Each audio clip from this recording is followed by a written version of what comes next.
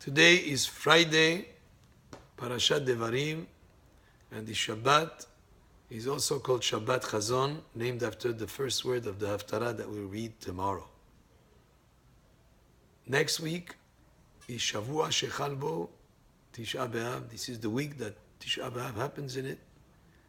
The customs of mourning for the destruction of the temple goes up one notch. And on Sunday, Monday, and Tuesday, there are more restrictions that were present this week during the 9 days. Of course, we will not eat meat either, just like we started Rosh Chodesh Av. But also, we're not allowed to cut our hair, shave, not allowed to take hot showers, not allowed to do laundry. We're not allowed to wear fresh, clean clothes, in other words, freshly ironed, but rather clothes that have been worn before. So be advisable today, even tomorrow is permissible to sort if you have certain clothes that you want to wear during these 3 days, to wear them for half an hour, take them off, and then they'll be no longer fresh, and then you can wear them during Sunday, Monday, and Tuesday of next week.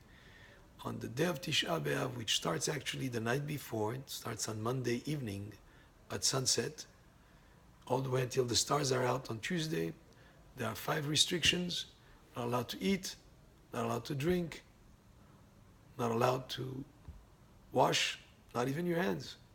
You do Tirat Yadayim in the morning all the way up to your knuckles.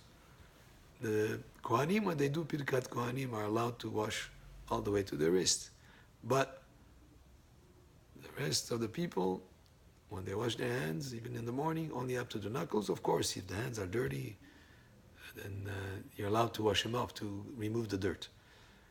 So, no eating, no drinking, no washing, no wearing shoes that are made of leather.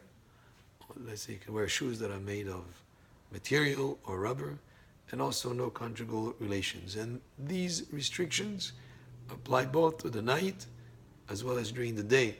This is one of the fasts, one of the 2 fasts. The other fast would be Yom Kippur, where we start the fast already in the evening rather than just in the morning of the day of. The day of Tisha B'Av commemorates the destruction of the 2 temples.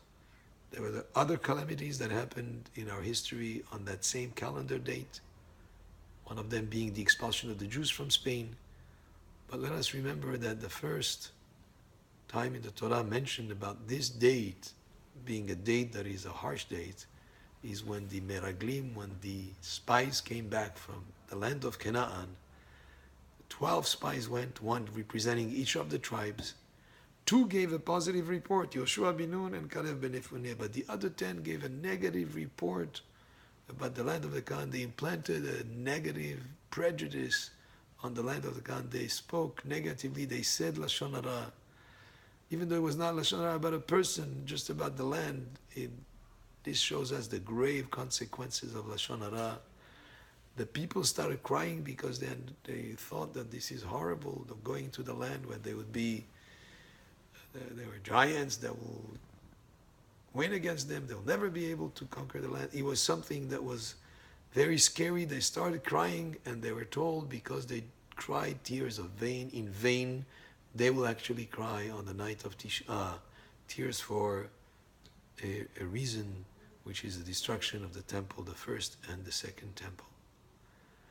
And this teaches us the grave consequences of Lashon Hara and how we have to be very careful with it. It was not just the destruction of the temple, even during the desert, every 9th of Av. Some, according to the Midrash, maybe 15,000 people would die every 9th of Av. Because that's all the people over the age of 20 that cried. These people cried, didn't want to go into the land. They ended up dying in the desert. So this date of the 9th of Av is a date that we must be very careful with. And even before, during the next few days until the 9th of Av, we don't do anything risky. We don't take any risks. We minimize even our activities and sort of like keep a low profile, if you wish, until this time passes. And we're told that the Mashiach will be born actually on Tisha B'Av. So even though it's a very harsh and negative day of the year, it has the potential to turn into a day of rejoicing And Chachamim actually tell us, even though it was a disciplined day, in a way, there is a silver lining there. The fact that the Bet HaMikdash, stones and wood was destroyed and not the people themselves. So it's still, with that aspect of what would seem like harsh discipline, there is a certain measure of kindness in it. And after all, this month is called Av, father, or Menachem Av. And a father is always loves his children, loves Am Yisrael, and even through the discipline, the whole purpose is for us to become better people. And with the hope that Be'ezat Hashem, these days will be an inspiration for us to look what we can correct, what we can do teshuvah, so that we can merit the coming of Mashiach Tzidkenu b'mera b'yameinu. Amen. Shabbat Shalom.